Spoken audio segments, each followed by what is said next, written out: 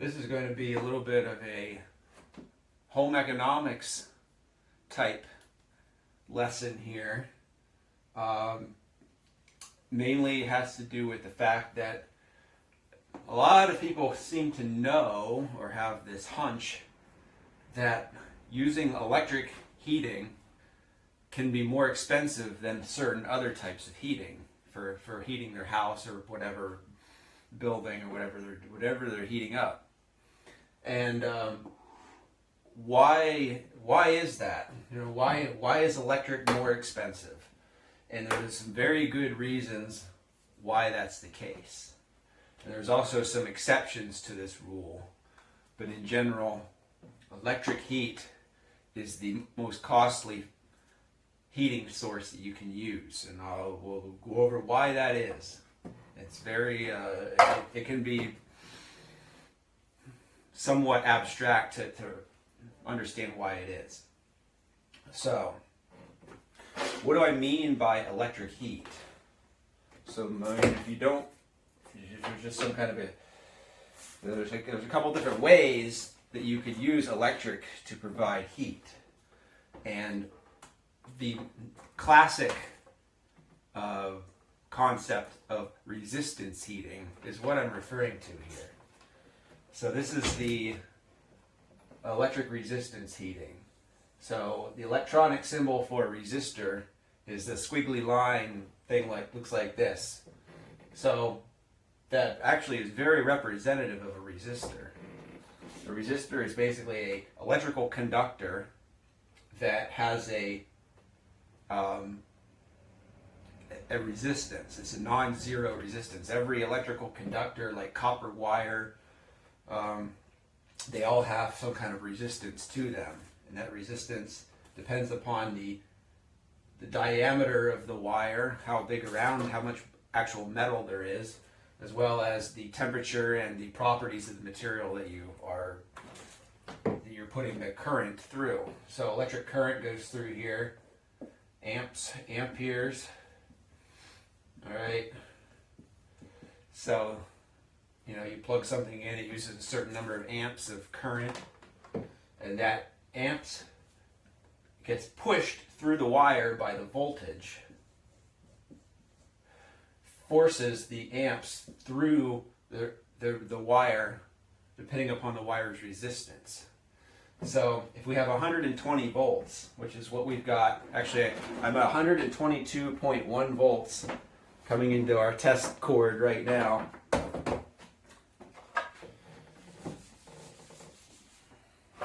Basically, 122 volts divided by the resistance gives us how many amps we're going to push through this resistor. Okay, so every electric heater that you have has a heating element. It looks like a nice coiled up metal wire, usually made out of a nickel chromium alloy that is a very good temperature resistance and is also a good resistor that the electricity goes through to make it hot. So you've got this heating element wire, and we're just going to show it like a piece of a pipe or a tube, and there's electrons that are bouncing all over the place inside this wire, okay? And they're moving through here. Electrons, electrons, electrons. How many are there? Okay. So,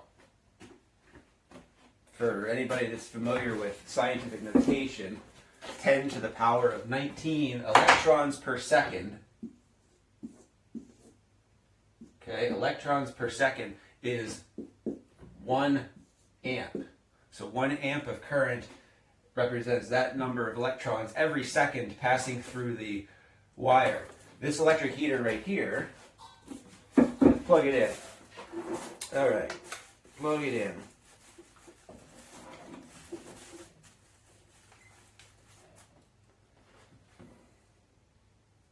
Five amps, 5.05 amps of current. So that means that currently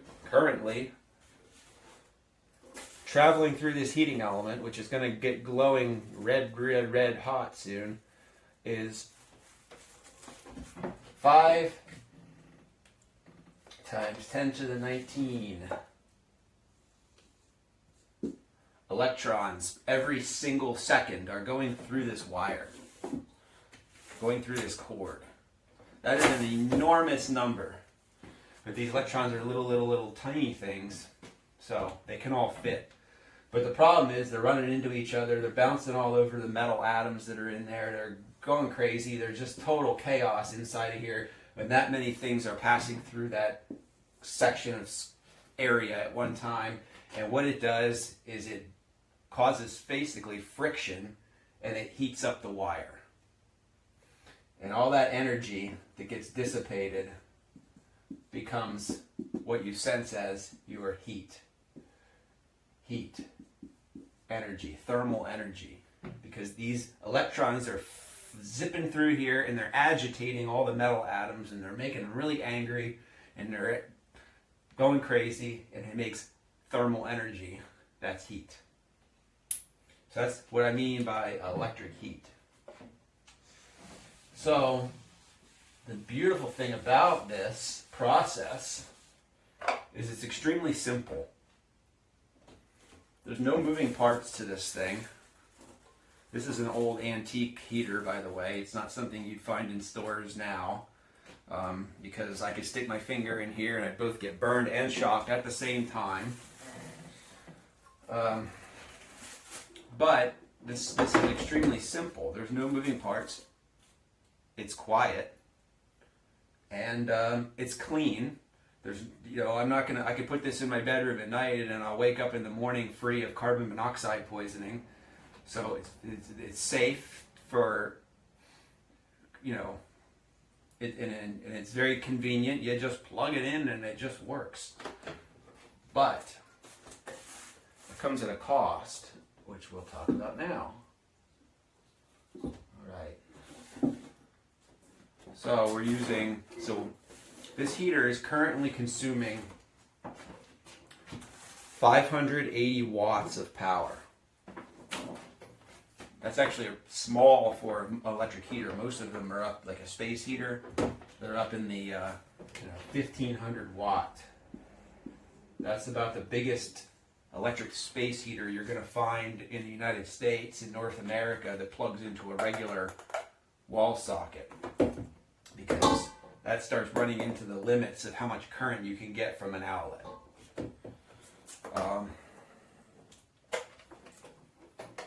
So this heater was using 580 watts, right? So we have these numbers here in watts. And one of the things that I don't think was ever really taught very well in home economics, way back whenever we had that, I don't remember, but middle school maybe, is they didn't really teach people how to interpret an electric bill, or any utility bill for that matter, even though, most people pay thousands of dollars a year in utilities. So electricity is billed in the terms of kilowatt hours. So a kilowatt hour is usually abbreviated kWh. Kilo is 1,000, watts for 1 hour. So this basically is equivalent to running a 1,000 watt device for 1 hour. 1,000 watts running for 1 hour gives you 1 kilowatt hour. And these kilowatt hours, your bill will tell you what you pay for every one of these. For me, here, my total cost per kilowatt hour comes out to about 11.8 cents. 11.8 cents per kilowatt hour. So that means if I'm running a 1,000 watt electric heater, or electric anything, every hour that device runs, it costs 11.8 cents. So if you run it for 10 hours or so, 9 hours, it's going to cost you $1 to operate it. So that's how you get billed for electric energy. But that doesn't really explain why electric heat costs so much money. Yeah, okay, I know how, it uses this many kilowatt hours and I could charge 11.8 cents and that's that, right? Why does it cost more for electric than for gas or even for oil or coal or whatever fuel you have available? And probably the best way to describe it is that electricity is not something that you find in nature, at least not in any sort of usable fashion. It's a manufactured product. So we have to, this electricity that's in these outlets is being made somewhere. It's being manufactured by people using natural resources like gas, like oil, like coal, like uranium fission, or even like solar energy. Some of this in here is probably solar energy for my array up on the roof. And all of that process and all that stuff that's needed to make this electricity, people have to get paid for that. So your whole your old-fashioned electric model here is you've got,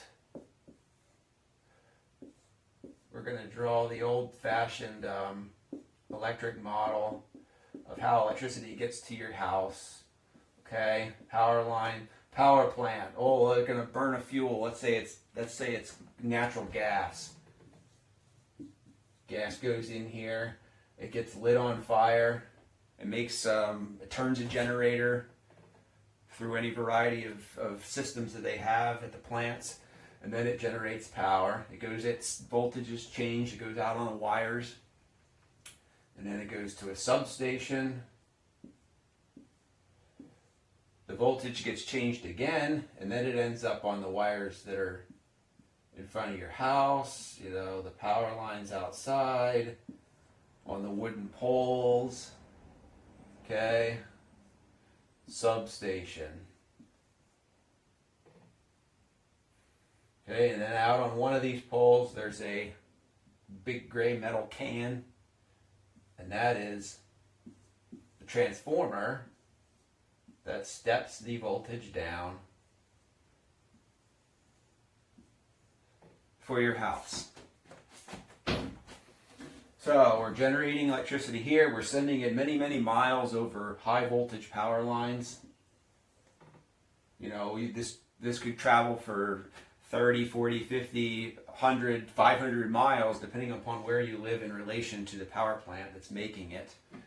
It gets stepped in voltage down, so there's a transformer that drops it down to like a lower but still pretty high voltage, and then the transformer in front of your house knocks it down to 120/240, which is what you got in here.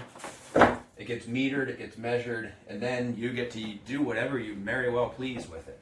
So we're using gas, natural gas. Natural gas is the largest share of power generation in the United States. So out of all the different things that we can use for generating electricity, we use natural gas the most.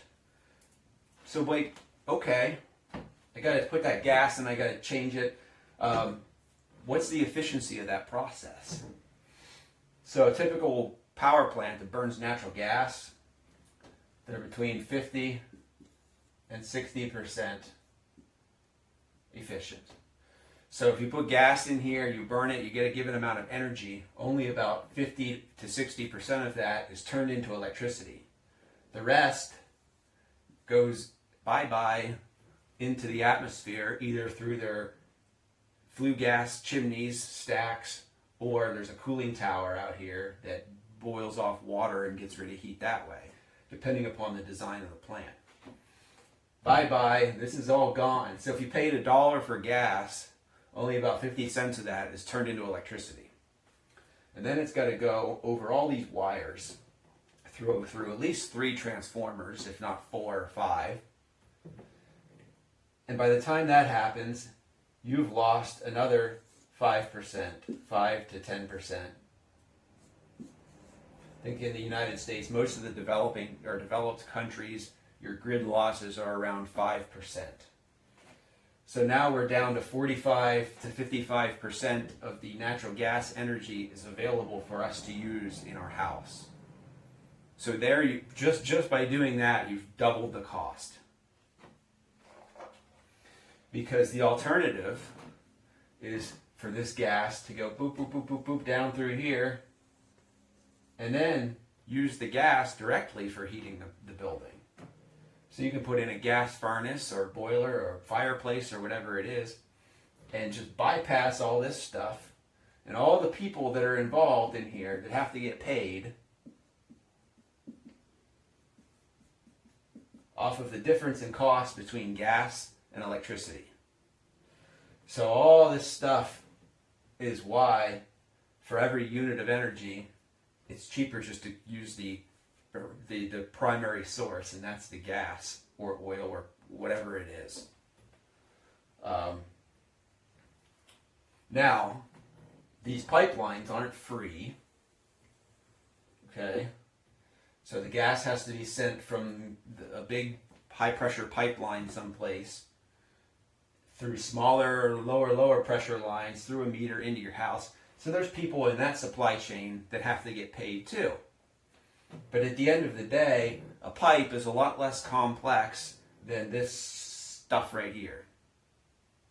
You don't have 50% of the energy going into space right off the bat.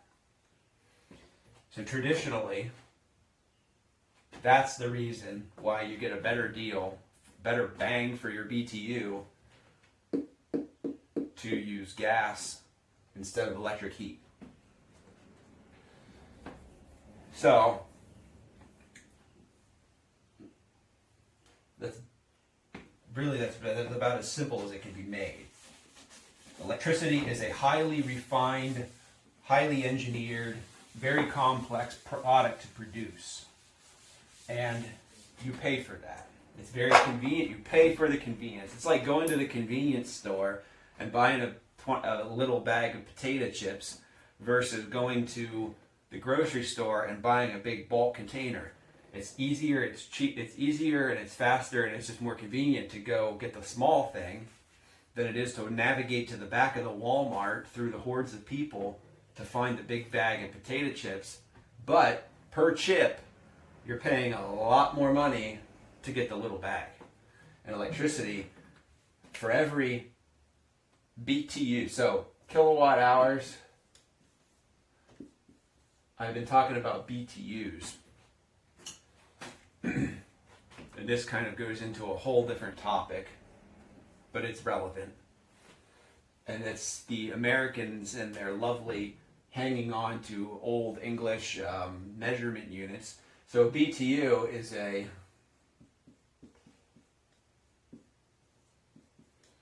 British thermal unit.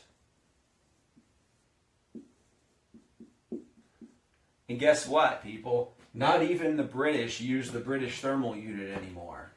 What are they? When you get a natural gas bill in Great Britain, what unit is used to measure the gas consumption? Ding, ding, ding, ding, ding, ding. They use the same unit to measure gas as they do for electricity. And that makes it very nice because your average consumer can look at his gas bill and say, okay, that's how many gases I used, and this is how many electrics I used, and they're the same value, they're the same unit, so I can directly compare them. But when you've got this gobbledygook here, it's not so easy. So what's the conversion factor between these two numbers?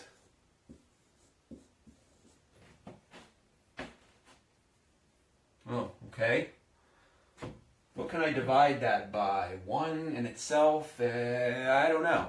3,412. And actually, I think it might even be, it might even be fractional. So some people say 3,413, which is even worse. That's how many BTUs are in 1 kilowatt hour. So if I want to take my natural gas bill and says, okay, last month I used, 17,485,000 BTUs, I have to divide it by this number to get it into kilowatt hours to directly compare with an electric bill. And for houses that have gas heating,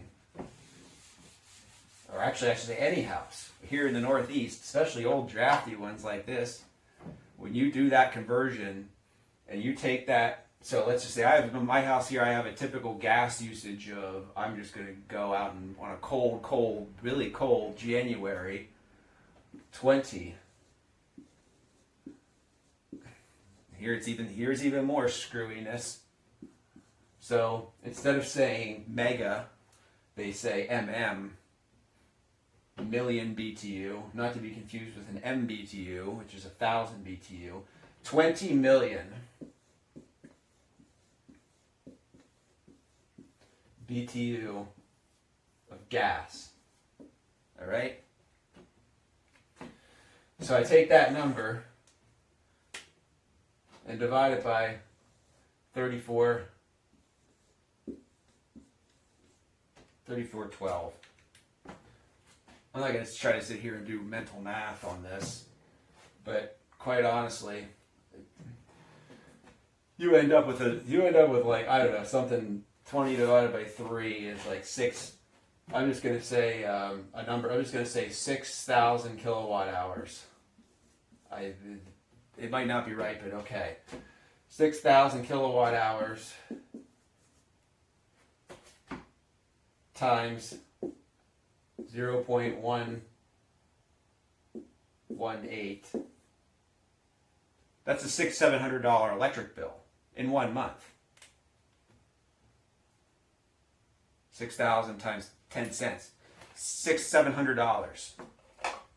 And my gas bill for these 20 million BTUs only comes out to about $200. Okay?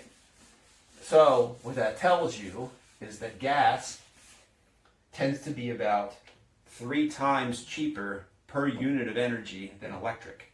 And you can pretty much go anywhere in the United States and probably even the world and realize that that's going to be a mostly universal factor. Remember I said the power plant's throwing away 55%, or the grid is throwing away 55% of the energy from the gas, or the coal, or the oil, or the uranium, or whatever they're using for generation. So there, right away, you're only getting 33 cents out of every dollar that you spend, or 45 cents, I should say, out of every dollar you spend. But then, the electric utilities have to put in an overhead to make money. They got to make profit. They're a business, right? So it ends up being more than that. So you end up paying $3 for every dollar worth of, natural gas energy you could have purchased if you had that available. Now, gas heating isn't perfect. It's not as convenient as electric. The big thing with it is you have to have an exhaust to the outside. And until the past 15 to 20 years, the exhaust on a gas boiler or furnace was relatively inefficient. They were like 80% efficient. Nowadays, you get a new gas furnace, it's 95 or higher efficiency. So you're only losing about 5% through the exhaust to the outside to get rid of the combustion byproducts from the combustion of the gas. So what about, so obviously I'm basing this upon the idea that fossil fuels that you could otherwise use for heat are being used to generate the same electricity through that whole grid that I drew up here. But there are places in the world, and even in the United States or North America, where that's not the case. So let's go up to the state of Washington, Pacific Northwest. So Washington has an abundance of hydroelectric power. So dams that generate electricity using the water going through the dam, turning a turbine. hydropower has always been extremely inexpensive. And as a result of the hydropower doesn't have any of these losses over here. They don't have to buy fuel to run the hydropower plants. They just have to build it and run it. So the hydropower plant is able to produce extremely cheap electricity in a large quantity. So like the Grand Coulee Dam is like a 6,000 megawatt hydro plant, and it can produce electricity for millions and millions of people. So they can produce that very cheap power, and as a result, a lot of the homes in those locations, they have opted to use electric heat. So they have decided, okay, electricity is very inexpensive. We're going to use electric heat because it's clean, it's very safe. You don't have to worry about carbon monoxide or anything like that. You don't have to worry about gas leaks or spills, or it's very convenient, and the installation of it into a house is very inexpensive. So it cuts down on the initial cost of constructing a house. So it's also very low maintenance. You don't really have to do any kind of maintenance on it. Just clean the heaters off every year or so with a vacuum and you're good. So electric is nice when you have very cheap power available. So the other source of energy that makes electric heat attractive is wind power and solar power, and also nuclear energy, because they're not tied to the fossil fuels. So no coal, no oil, no gas. And even nuclear energy, the fuel costs are relatively low. It's more on the construction of the plant and the maintenance of the plant where it's expensive. But the actual uranium to run a nuclear power plant is pretty cheap, at least right now. So the whole premise of electric heat being more expensive than the alternatives is completely tied to how we generate power using burnable materials like oil, coal, and gas. So the long-lasting legend of this may change in the future. Now, what I expect to see happen is not so much people going with resistance heating like this, because that creates a very high demand on the grid. And to heat a house with resistance heating, you have to have a very stout electric service. The alternative to resistance heating, and I kind of skipped over this in the beginning, was heat pumps. Heat pump. Now, the term heat pump might give some people a bad taste in their mouth, because heat pump technology in the recent past has not been well regarded, because I'm just going to pretty much say the manufacturers weren't trying hard enough. Okay, they were making mediocre, barely workable products, and that they basically were giving you an air conditioning system that might pass as a heater. And so people had heat pumps put in cold climates like here in the Northeast, and they ended up having to supplement them with electric and gas, and it ended up costing them more than they expected. But nowadays we have heat pumps available that are very, very good. So a heat pump allows you to get a 3-for-1 deal. 3 units heat,